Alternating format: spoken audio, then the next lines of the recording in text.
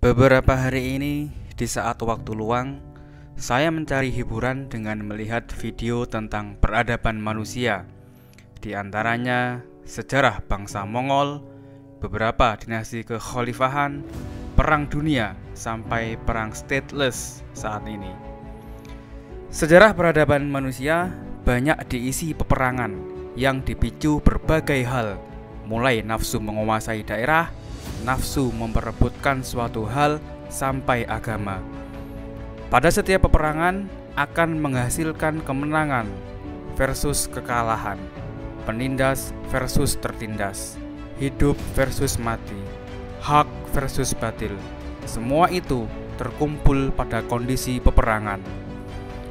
Terbersit di pikiran saya, kenapa kok semua itu terjadi sepanjang peradaban manusia? Bahkan pada zaman modern ini, peperangan terus ada dan bertransformasi menjadi stateless war, yaitu peperangan yang dilakukan bukan oleh negara atau kerajaan, tapi mereka kelompok yang menguasai negara-negara di dunia yang terjerat dalam skema perang mereka. Lama saya berpikir, apa esensi dari hidup ini? Apakah saya harus ikut perang? Apakah saya bisa menghindar dari perang? Padahal baik yang menang atau yang kalah nantinya juga sama-sama akan mati. Lama saya merenung, berusaha mencari jawaban. Kenapa sejarah peradaban ada peperangan dan kenapa ada agama? Lalu saya ingat kajian saya tentang fundamental konsep Karnus. Pada kajian tersebut, saya ulas jenis-jenis makhluk ciptaan Allah di alam ini, antara lain atom, molekul, senyawa, virus, bakteri, alga, kapang, tumbuhan, hewan, dan manusia.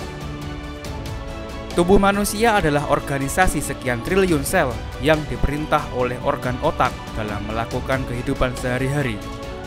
Kemudian, mata kita ini tidak akan pernah tahu kalau di sekeliling tubuh ini terdapat miliaran bakteri, virus, dan atom senyawa radikal yang berusaha menggempur seluruh organisasi sel di tubuh kita.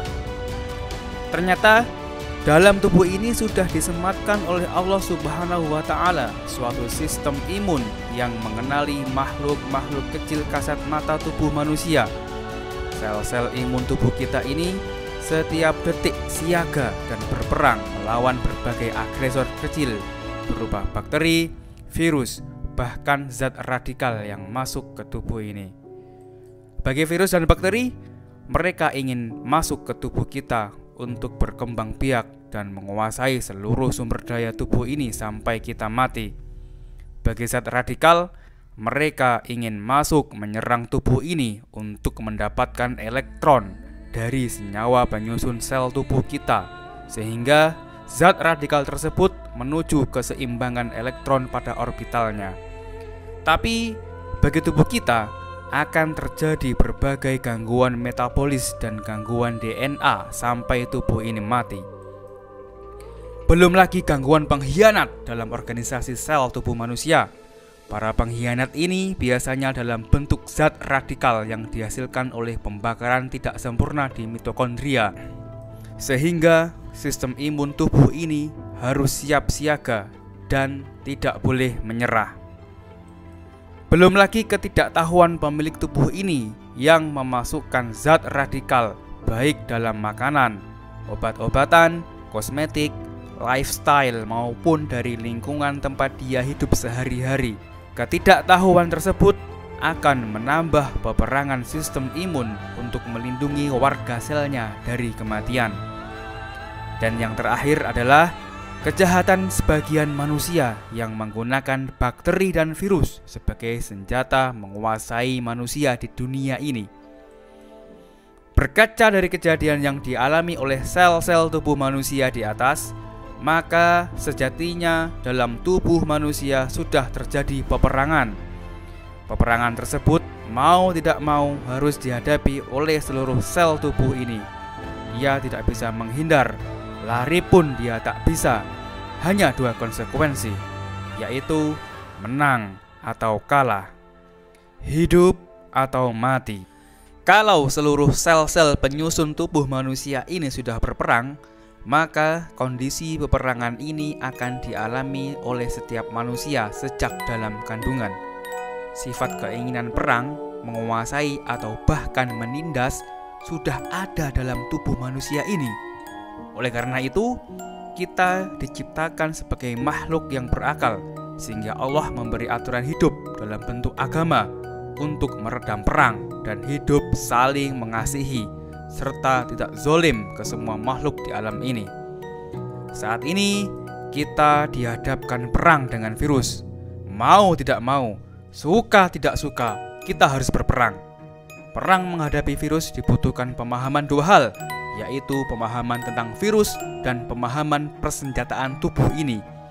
Apabila kita mau belajar dua hal tersebut, insya Allah kita akan menang melawan virus dengan sebenar-benarnya kemenangan. Ketidaktahuan yang dialami oleh mayoritas manusia saat ini adalah tindakan memotong suplai energi sel dalam tubuhnya dan dilakukan secara massal di seluruh dunia. Sehingga mayoritas tubuh manusia di dunia ini sudah tidak punya tentara imun yang kuat, sehingga mudah menjadi korban virus dan bahkan menjadi inang untuk replika virus yang siap menularkan ke tubuh orang lain. Salah satu tindakan yang sering dilakukan oleh mayoritas manusia itu adalah menetralkan asam lambung melalui skema pengobatan segala penyakit saat ini. Ayo, bersama-sama kita membaca semua sifat makhluk ciptaan Allah, lalu berpikir dan merenung tentang kehidupan ini, sehingga kita mendapatkan kesejatian diri yang bisa melihat dan bertindak dengan tepat pada setiap kejadian yang kita alami untuk kedamaian dan kesejahteraan hidup bersama.